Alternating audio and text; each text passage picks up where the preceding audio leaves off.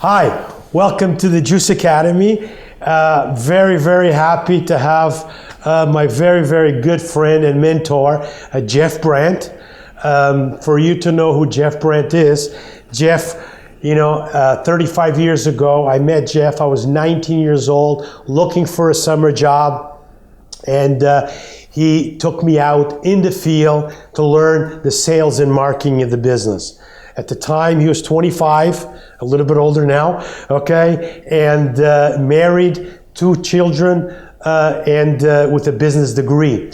Basically had everything I wanted. I wanted to get married, have children, get a business degree from university, but I didn't want to sell pots and pans.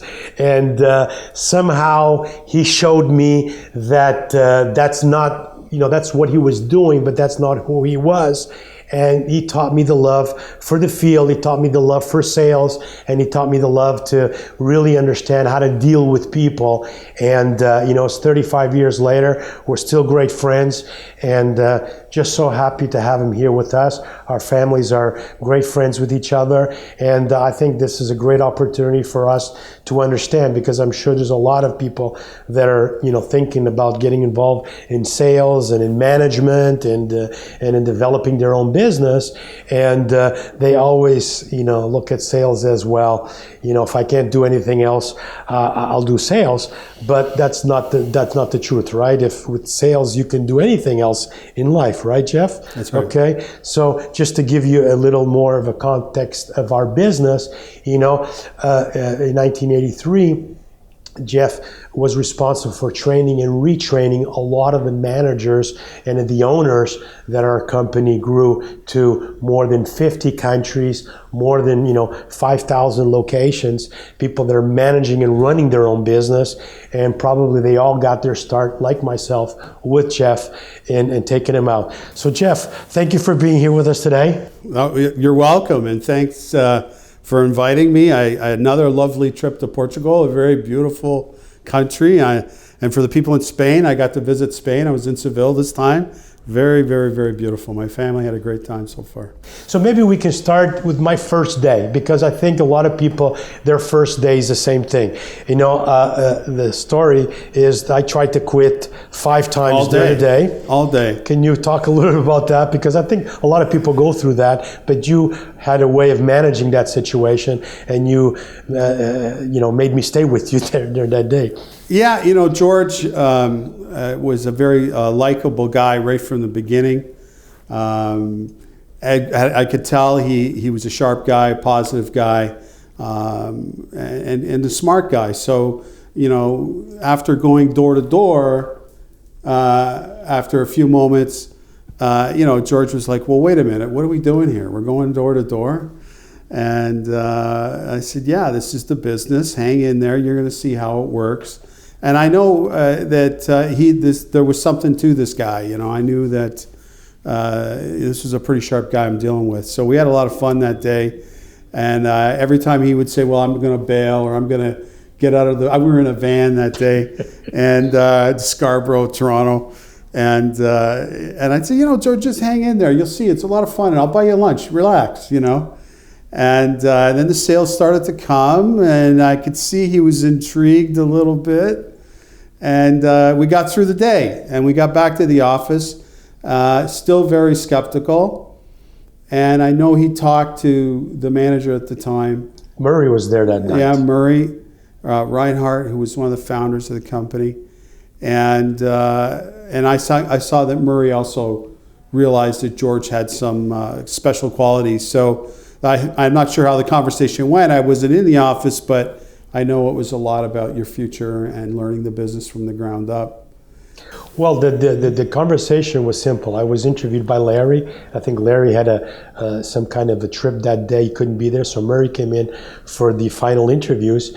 And I told Murray, this is not what I'm looking for. I'm going to go to university, study business and management hotels. And he said, well, try it for a week. Hang out with us for a week, see what kind of people we have here, and if at the end of the week you think still the same way, then you can leave, but get to know the people. So, and then they sent him back out with me.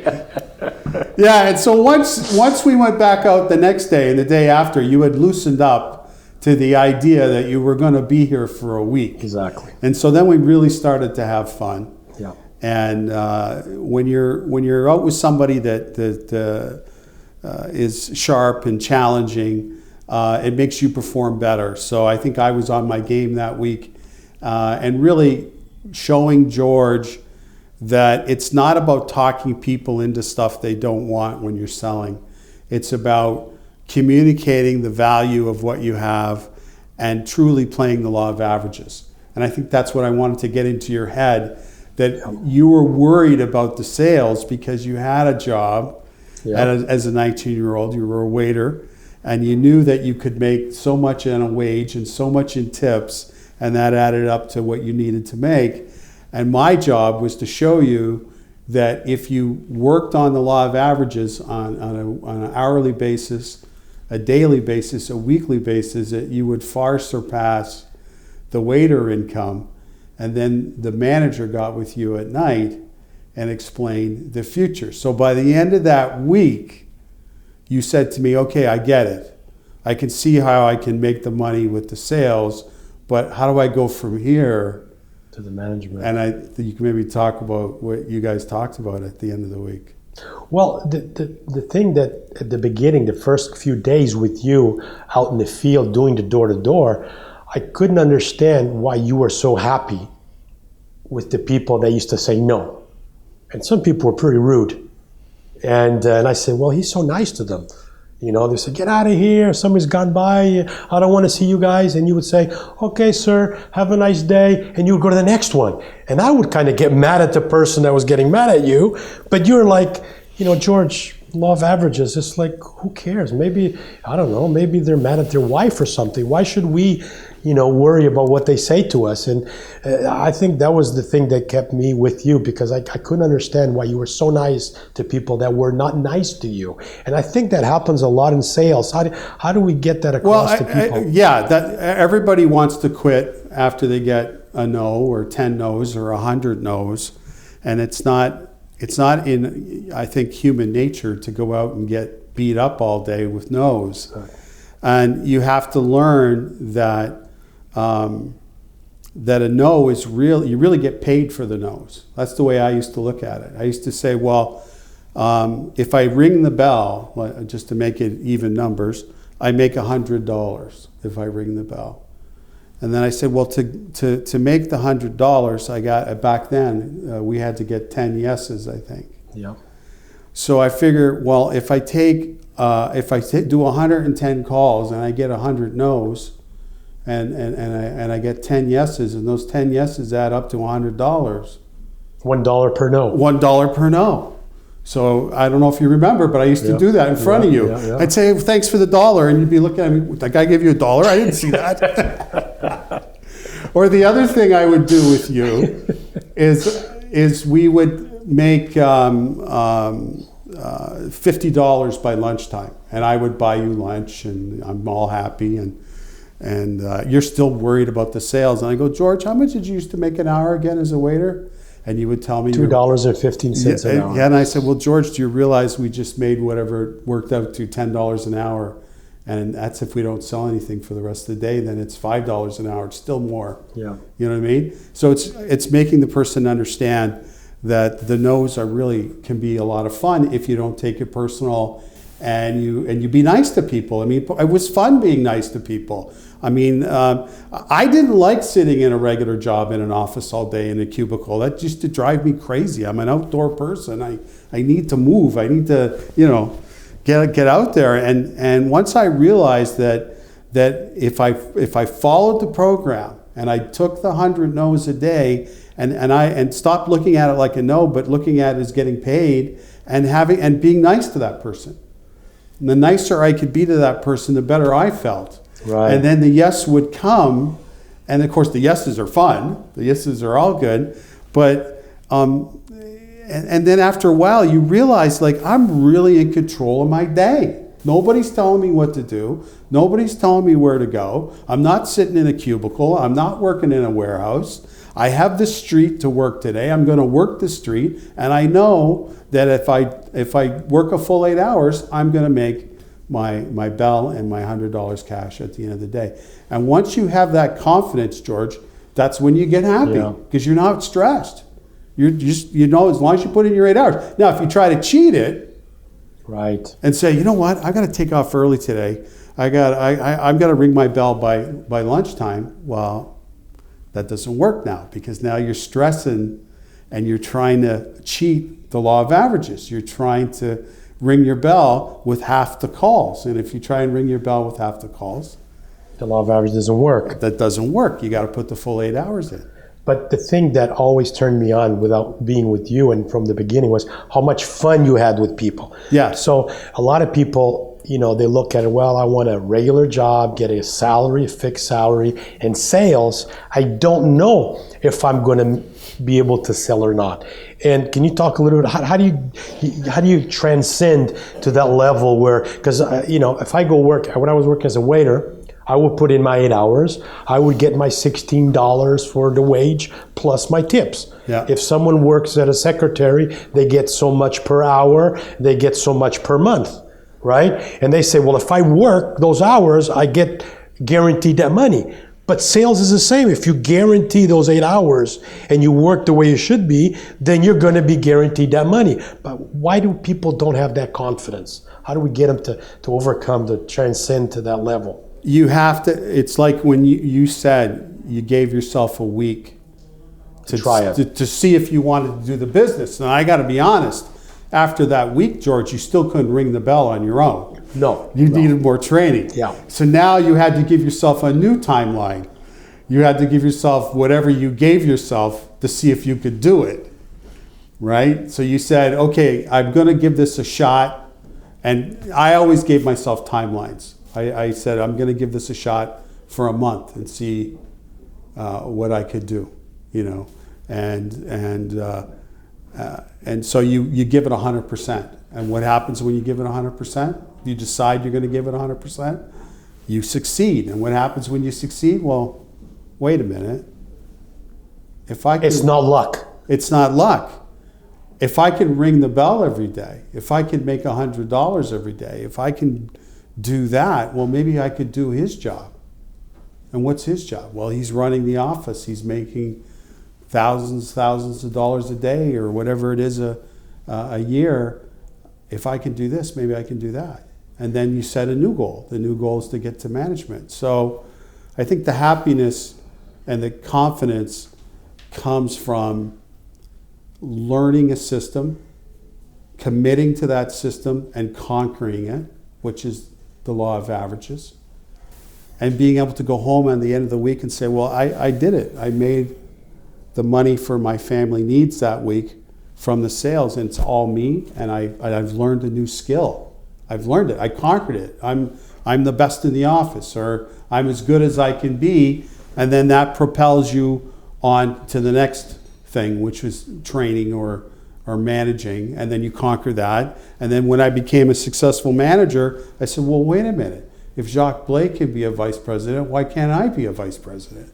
And then it propels you on to the next level. But the first thing was saying, I'm going to give it a week, I'm going to give it a month, and then having the confidence, the fortitude to say, I'm going to give it to stick with it. I'm going to give it 100. Not just stick with it, but not go through the motions. But not only am I going to stick with it, but look to learn every day. But I'm going to give it 100%. I'm going to hang around the people that are doing well. I'm going to stick to the people that are succeeding and find out what they're doing.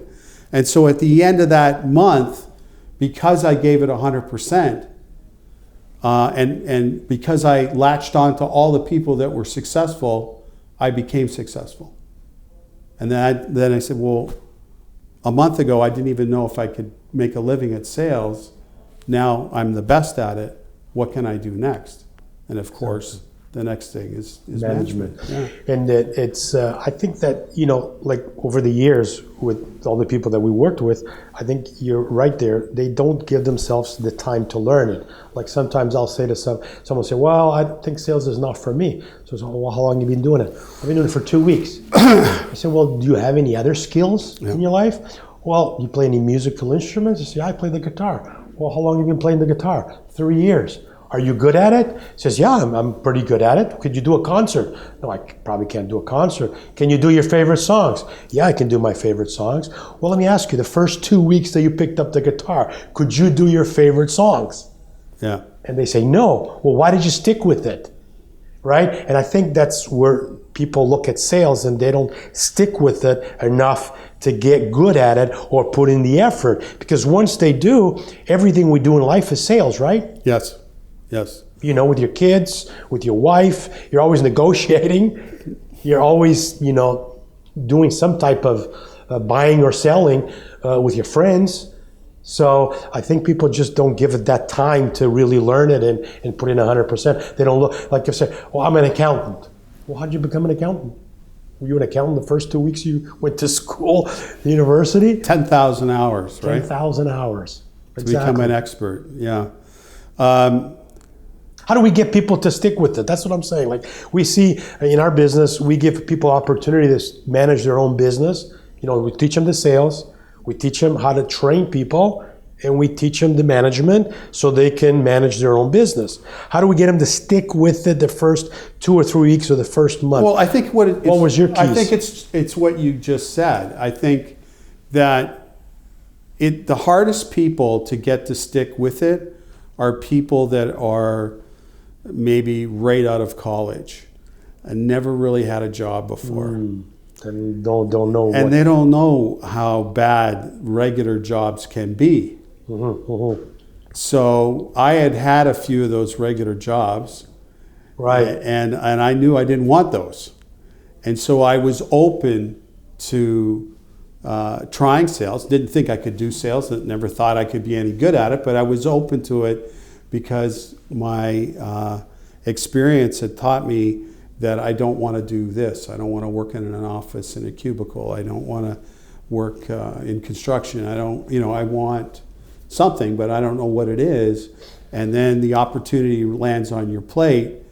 And I think it's that experience from the other jobs that say, well, maybe this could be good if I apply myself. And maybe this is a skill that I need to learn. And I think somewhere along the line, between scared and not knowing if you can do it to being able to do it, it's a real confidence builder. I don't know if you remember, but I remember thinking to myself, geez, I never thought I could do sales. And a lot of people when you're in college say, oh, sales, you're going to go into sales? No, I'm going to be a export-import manager or whatever, right? Yeah, I'm not going to do sales. So you're a little bit scared of it. And then when you conquer it and you become good at it, it's a real confidence builder for no matter what you do for the rest of your life, knowing that you have the ability to do that. So I think if you go into this knowing that you don't want to do this and you don't want to do that, well, what are you going to do? Exactly. And I think those are the people that say, okay, let me give it a month. Let me give it 100%. Not try it, not stick my toe in the water, not, maybe just try it a little bit, but let me give it. Just like I'm going to training camp. I'm going to, I'm playing sports and it's training camp. Like, let me give it 100% and see if I can make the team. And then you make the team and you say, well, maybe I could coach the team. Exactly.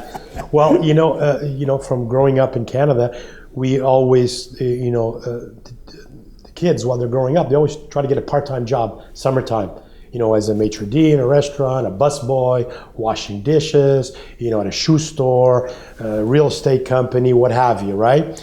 And I find that here in Portugal, a lot of people that go to university, nobody will have part-time jobs. Their jobs are like going to school, and when they come out 22, 23 years old, they've never done anything.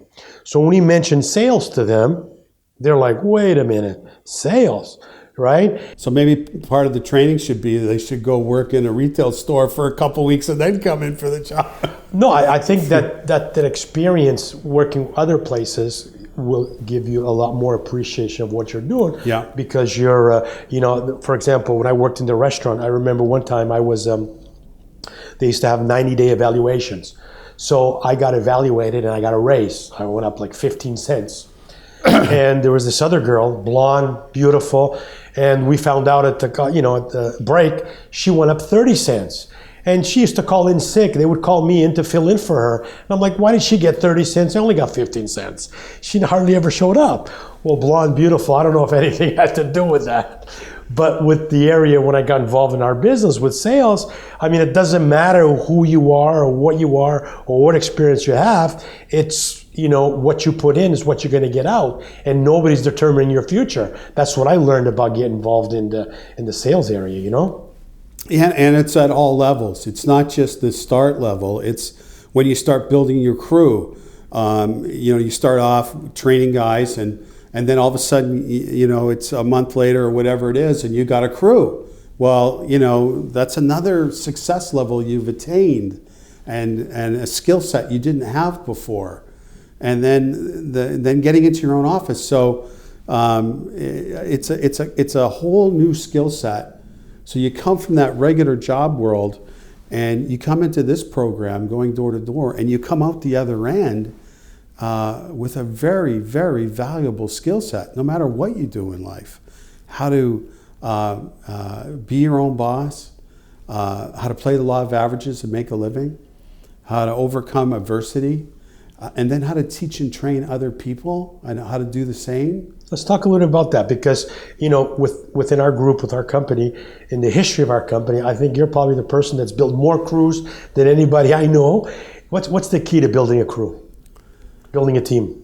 I think you gotta really enjoy people, love people. I do. I really enjoy. I would much rather go out with somebody in the field and train them than go by myself. Okay. I just find that loads of fun. And I think you really got to listen. You got to get to know people on the very first day. What you used to do for a living and where are you from, and getting to know the person and their background, and feeling like that. You care about what they're where they're at in their life, and then relating to them and saying, well, I was where you were 2 weeks ago or a month ago. I answered the ad just like yourself, and I'm going to show you how this works today, and hopefully you'll get hired. But so not just taking them out and saying, watch me, and not really talking to them. I really enjoyed getting to know people and trying to help them and really having a fun day with them. And then after that, lead by example, I think, is the biggest thing with building a crew. So you got to enjoy people, you got to enjoy working with them, you got to put time into each person, get to know them, find out what makes them tick and why they want to get ahead. And then after that, it's lead by example. So what I mean by that is I can't show up late to the office and ask my people to show up on time. So simple, right? But it's basic, I can't ask my people to ring the bell if I can't ring the bell. I can't ask my people to work on Saturday if I can't work on Saturday. And it's the hardest, but it's the easiest way to build a crew. The hardest way to build a crew is try to shortcut everything. I'm going to take you on a retrain today, George. I'm going to show you how to improve your sales. But you know what? I got to leave at 12. So we're just going to go out for 2 or 3 hours. And then you'll be good by then, and then I got to go do my thing. Well, what happens in those 4 hours? You're shortcutting the law of averages. So there's a really good chance you're not going to show the guy any success by lunchtime, and you've shortcutted the process. So leading by example is, George, I'm going to take you out today. Where did you work yesterday? Oh, I worked Avenida Verdade. And the territory's all done? There's no sales there? No sales there. Okay, you know what? Let's go back there today. But we just did that Yeah, yesterday. Let's have some fun. I'll show you how to take some no's. I bet you I can take 100 no's by lunch. Okay. You think? Let's go. All right. And so I would go into the territory where you had just worked. And of course, if I commit myself to 8 hours, I know the law of averages. The law of averages is going to take care of me. I'm going to ring the bell in front of the guy, and that's leading by example. And it fixes that guy right away. There's nothing he can say to me in the office after that. I've taken him to a territory that he said was done, and I've showed him the bell in front of his face. I'm done with that guy. It's either he's going to come up now or he's not. Right. He can't stand around my office now and complain about territory because I just showed him. So that's lead by example. The hard way to try and get that guy turned around was purely by talking. Blah, blah, blah, blah, blah, blah, blah, blah, blah, blah, blah, blah. And the guy's like, you don't understand. My territory's been worked. Yes, but you didn't work it thoroughly. And you could talk to the guy for a half an hour and he's still going to go home that night and say, my territory's done. Right. Take him out one day in the field, invest one day, he's done. He's retrained. Now it's on to the next guy. So I think lead by example in the field. And then after that, find out if the guy's in it to win it. Is he here to get ahead or is he not here to get ahead? And if he's here to get ahead, then help him hit his goals. Help other people under you, and then you'll pop your head up 2-3 weeks later and you'll have your crew built. So if I help the people under me, i.e. I help them ring the bell, i.e. I help them get into training, I help them train, I help them all along the way. So when I get in the morning, my goal is to build my crew, but my real goal is to help George, Jim, and John get their goals. And if you get busy doing that, before you know it, it's over and you got your crew. I remember that when my goal was to be able to buy a house for the family. And you did. And I did. And I remember some of the days when I was feeling down, you would say to me, uh-oh, there goes your house, George. There goes your house, George. So you really knew what my hot button was. Yeah. And if you get up every day to help other people get their goals. To get their hot button, you got to find out what their hot button. Well, you find out what their hot button. George wants to buy a house. Pete wants to help his parents out. Mary wants to get married and do whatever. So if you help Mary, John, and George and Pete with their goals, well, what does that mean? That means, well, what do they need to do today to get one step closer to their goal? So everybody has a list of what they need to do that day to get one step closer to their goal. And all of a sudden, I'm real busy because I'm helping everybody with their own list. And at the end of the day, if they all hit their goals, guess what? But I think that's what made you different and so good. You're so confident in what you were doing. I think a lot of crew leaders or team leaders or instructors, they'll say, well, I'm not going to take him out where he worked yesterday because I'm not confident that I can ring the bell in that territory. And they're cheating themselves because they don't take that step to do that. And so we lose a lot of time with those type of people because they're not really confident in what they're doing, but they want their people to do it. Yeah. And you were really good at that. I'm going to talk a little bit about the NFL. I know I'm in Europe here. NFL is the National Football League, American football, not soccer. But it's the same. When a coach transfers teams, a big coach.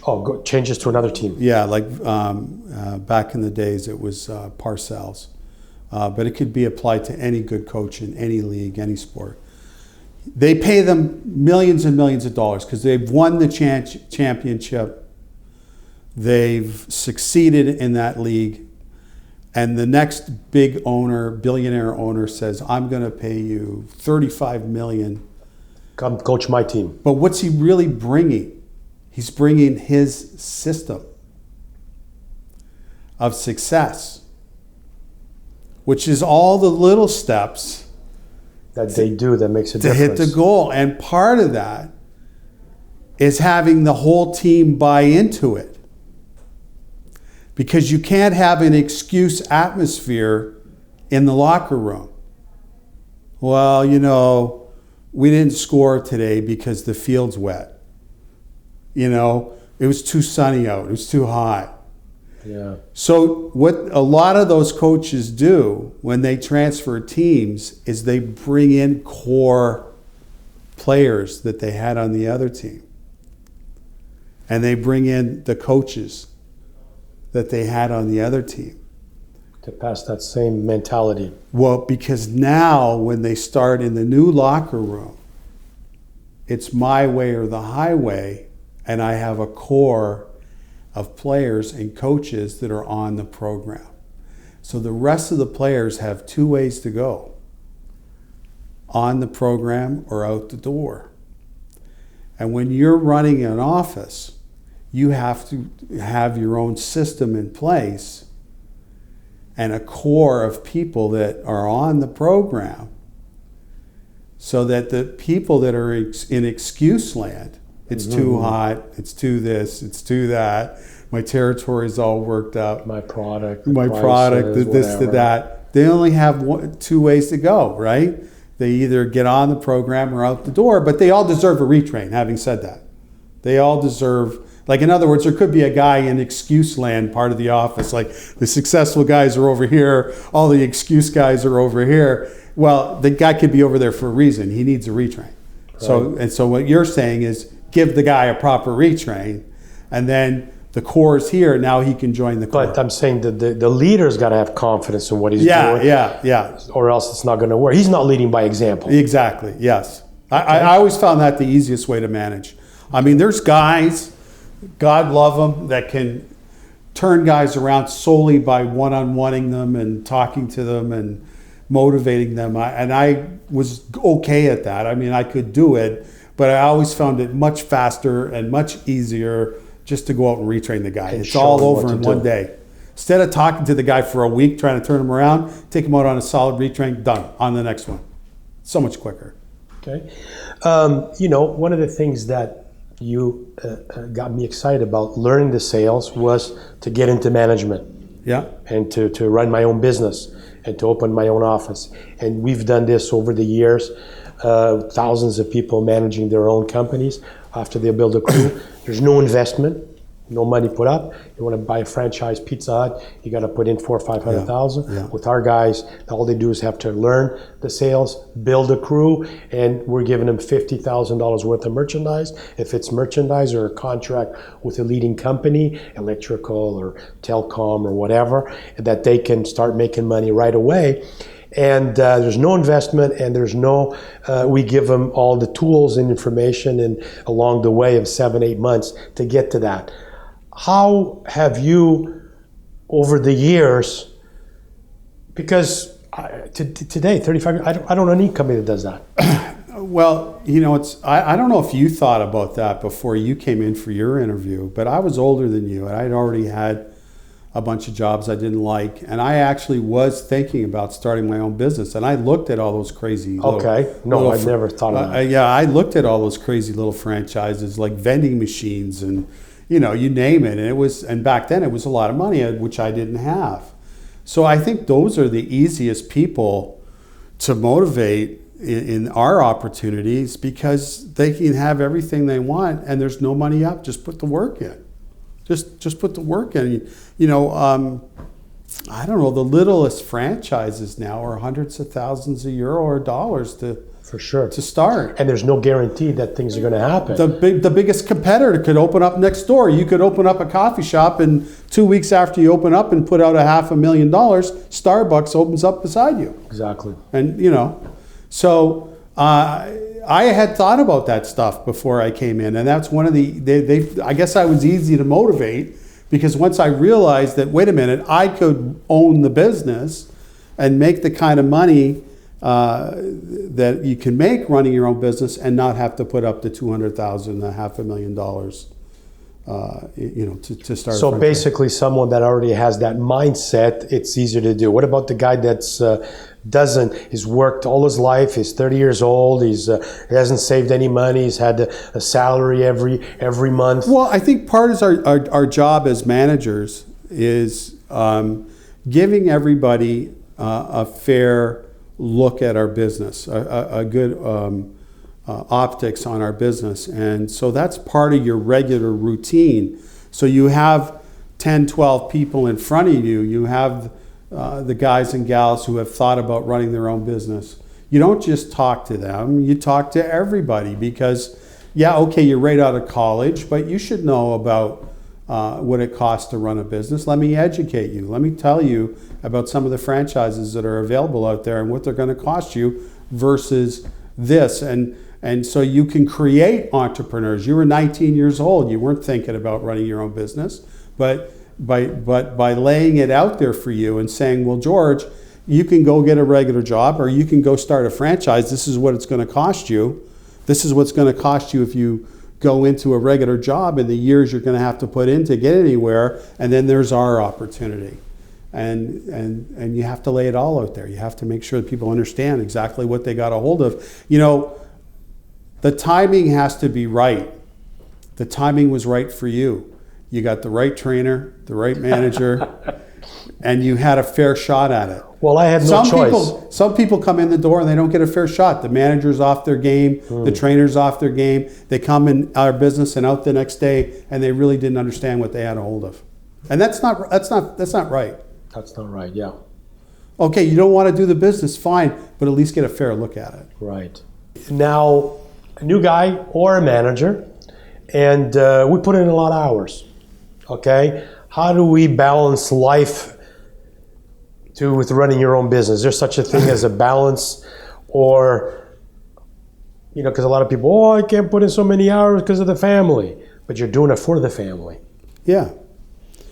How were you able to balance that? Well, you know, when you start out, I had a wife and kids when I started. So you still have them.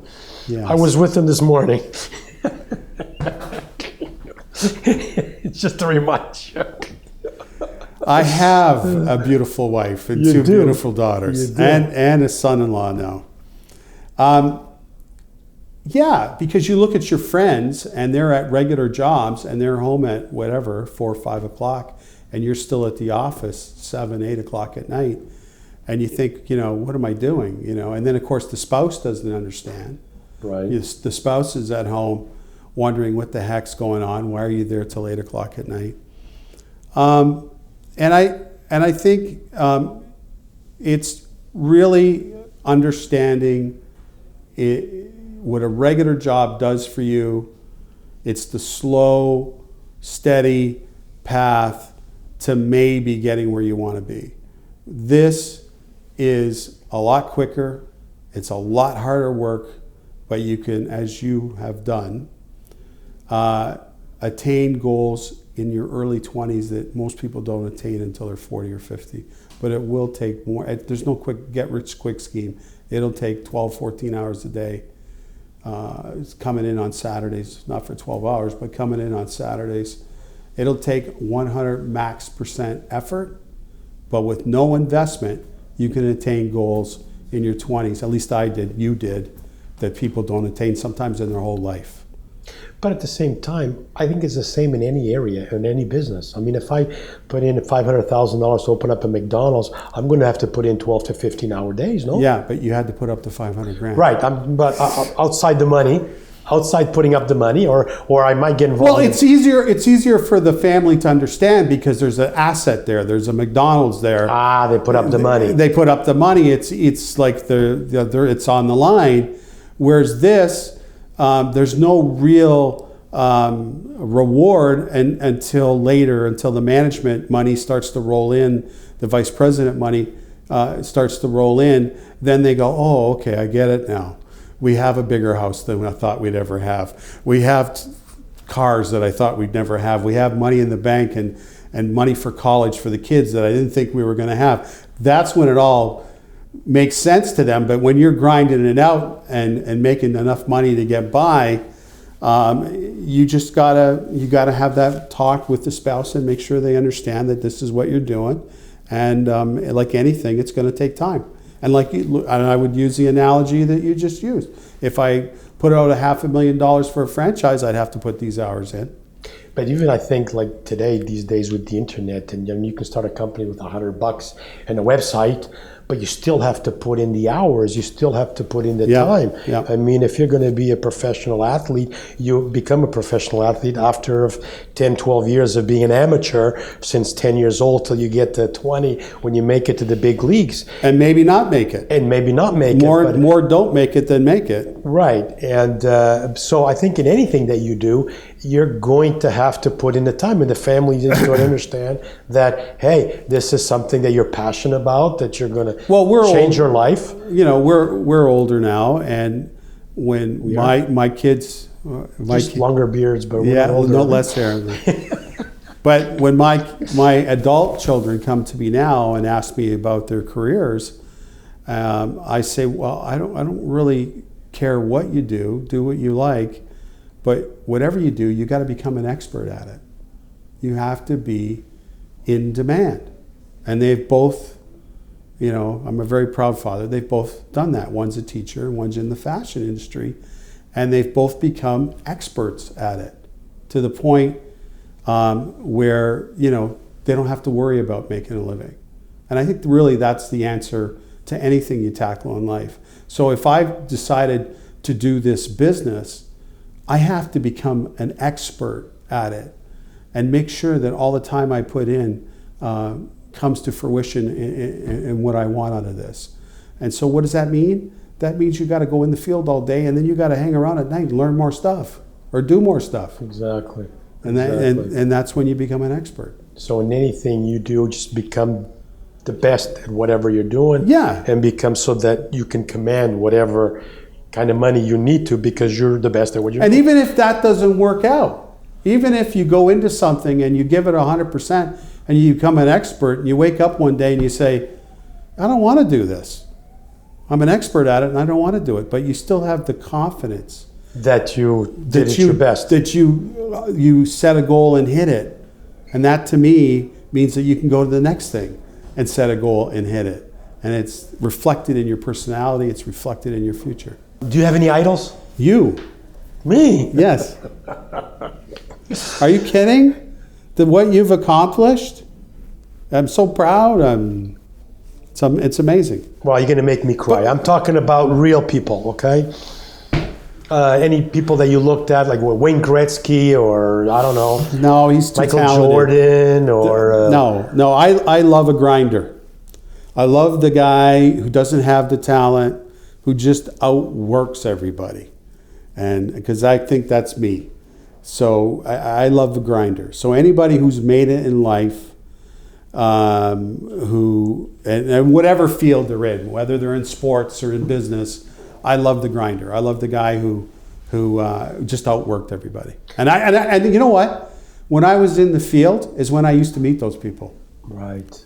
Remember? Yeah, we can tell right away, right? Remember, you'd go and you'd get some people in regular jobs and they would have lousy attitudes. You'd go in and I would look at you, George, and I go, boy, that person must hate their job, eh? Yeah.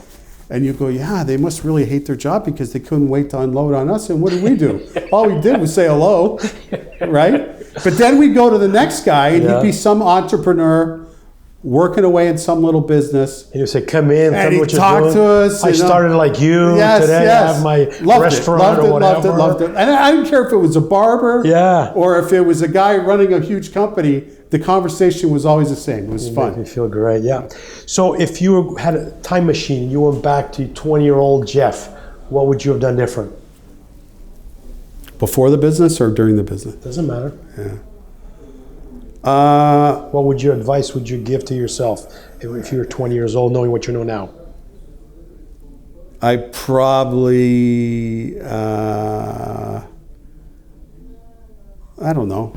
I think I did the best I could do. I maybe set a few bigger goals, be a little smarter with some business decisions. I always did the hard work. I always had the good attitude. Probably done a little more what you did, a little smarter with my business decisions. But in terms of looking back, I left it out in the field. Like I gave it all, whatever I did. And if you were to put a billboard somewhere, one word to people to see, that would be the Jeff Brant message to the world. What would that phrase or word be? Give it 100%, never give up, something like that. Good, I like that. Okay, and do you have any favorite books that you read that really helped you out or that you give away? Yeah, it's going to sound funny because I'm old, so the book is old. You're not old. The book is old. I don't know if you know Mary Kay, the cosmetic company. Sure. When I was running my office, I had one office. She wrote a book, Mary Kay, on people management. And it was from a woman's perspective, but as I read it, I said to myself, oh my God, Larry does that to me. Build them, break them, build them, and all that stuff. So it was about how to manage people through positive leadership, positive feedback. And I literally used almost 3/4 of the tactics in that book. Oh, great. And within the next 2 years, I had 25 offices. Wow. So that was one book. Yeah, probably some other books there. Okay. And if we need to find Jeff today, where are we going to find him? If we want to call up Jeff and say, Jeff, come run a meeting in my office and explain to me if someone in Japan, Dennis, wants to come and Jeff to come and... Well, I think you're going to find me in Canada with my family. And right now I'm looking for the next project. So. Okay, sounds great. Yeah. Well, Jeff, it's always great seeing you. I love that we stay in touch. You're so important to me and my family. Thank you.